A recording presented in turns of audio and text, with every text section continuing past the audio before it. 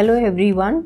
जैसे हमें पता है कि एम्ब्रियो ट्रांसफ़र जो होता है that is a very important part of the IVF cycle. जो फर्स्ट इंपॉर्टेंट होता है that is the egg retrieval, जिसको हम ओवम पिकअप भी बोलते हैं, and the second most important thing is the embryo transfer.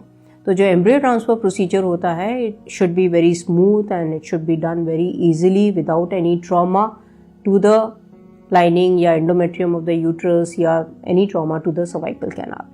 अब ऐसी कौन सी इंपॉर्टेंट चीज़ें हैं जो हम पहले रूल आउट कर सकते हैं बिफोर द एम्ब्रियो ट्रांसफ़र, और कौन सी ऐसी बातें हैं which the patient should follow after the embryo transfer? Healthy and well balanced diet and to remain stress free और relaxed and keep oneself calm, because उस टाइम पे बहुत एंजाइटी होती है कि हम कितने एम्ब्रियोज अंदर डालेंगे, प्रेगनेंसी होती है नहीं होती है, फेल हो गया तो क्या होगा, फिर आगे कैसे करेंगे। So all these anxiety is very natural but it increases the stress also.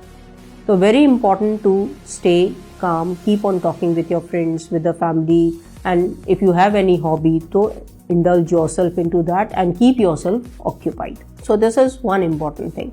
When you proceed for the embryo transfer, तो उससे पहले के जितने भी important steps होते हैं कि हिस्ट्रोस्कोपी करना है या मॉक एम्ब्रियो ट्रांसफ़र करना है टू सी कि सर्विक्स का पैसेज कैसा है, जो एंट्री होती है कैनुला की into the uterus through the cervix वो इजीली जा रहा है नहीं जा रहा है, ट्रॉमेटिक तो नहीं है, और जो भी आपके डॉक्टर आपको एडवाइस देते हैं या जो भी आपको इंस्ट्रक्शंस मिलते हैं regarding the medicine and the injections, follow those instructions.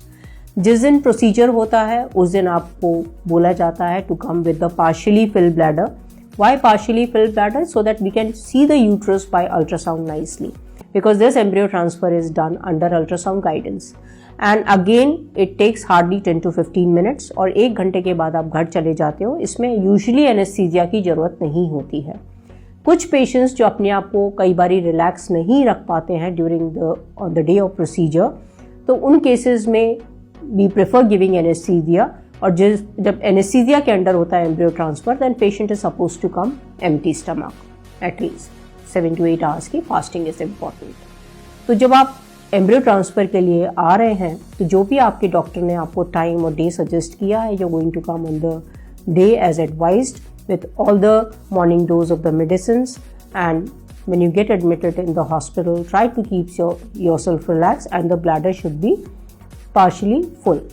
इसमें आपको यदि अंडर एनेस्थीसिया नहीं लेना है तो आप अच्छे से ब्रेकफास्ट लेके भी हॉस्पिटल आ सकते हैं। एम्ब्रियो ट्रांसफ़र के टाइम पे we always discuss with the patient कि हमने कितने एम्ब्रियोज ट्रांसफ़र करने हैं based on the number of the embryos we have and the quality of the embryos plus the age of the patient, other medical conditions, और उसके पहले कोई previous IVF failures हैं नहीं हैं, तो उन सब बेसिस पे वी डिसाइड कि कितने number of embryos we need to transfer and on which day to transfer. Day 3 transfer करना है या डे 5 पे ट्रांसफ़र करना है which is the advance stage of the embryo transfer, या सीक्वेंशियल ट्रांसफ़र करना है मीन्स डे 3 पे भी करना है, डे 5 पे भी करना है to cover that window of implantation. Embryo transfer के बाद आप यूरिन पास कर सकते हैं और यूजली 45 मिनट्स टू 1 आवर के बाद we discharge the patient giving them all the instructions which they need to follow. So always follow the doctor advice regarding the medicines and the injections, and usually we don't advise them for any bed rest. It is really not required. So they can continue with all their routine activities. If they are going to the office, they are working, they can take it easy for 1 or 2 days and then they can resume all the routine activities and they can resume their office work. ऐसा कुछ नहीं होता है कि आपने सिर्फ bed पे लेटे रहना है या एक ही पोजीशन में रहना है। This is all myth. So please continue doing all your routine activities. Regarding the diet you can have everything. We just ask our patient to avoid eating out just to prevent the stomach infection, intestinal infection. You can avoid eating papaya and pineapple because there are studies which say they have certain chemicals which causes the abortive tendency, but that too also with the raw papaya and this thing, not with the ripe one.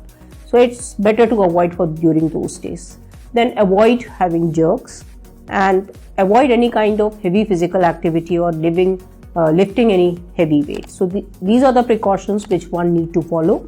If there is any unusual symptoms, yeah, you feel bloating, you feel heaviness in the lower abdomen, or if there is any pain and swelling at the injection site, or if you feel any spotting, bleeding, or any kind of the abnormal discharge, so you can always consult your treating doctor.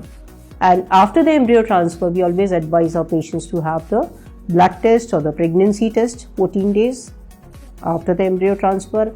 And it's always important to share the pregnancy test report with your doctor, so that doctor can guide you when to come next and which other medicines and injections to follow, and when they are supposed to come for the ultrasound if the pregnancy test is positive. Thank you so much.